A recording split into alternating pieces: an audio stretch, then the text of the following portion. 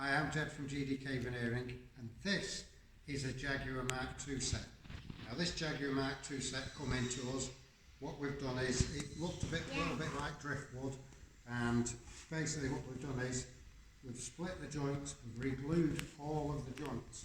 So all this has all been re-glued, along with all these dashboard pieces, everything's all been re-glued.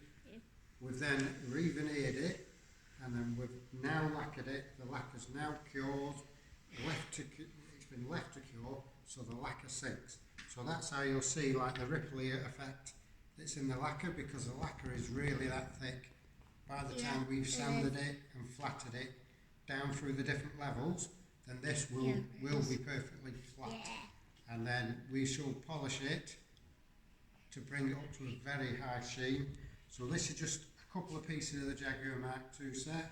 Over here we have the rest of the pieces, i.e. the hockey sticks, things like that.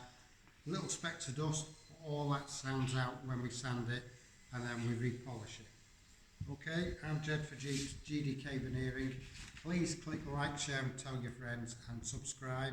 And there is our details.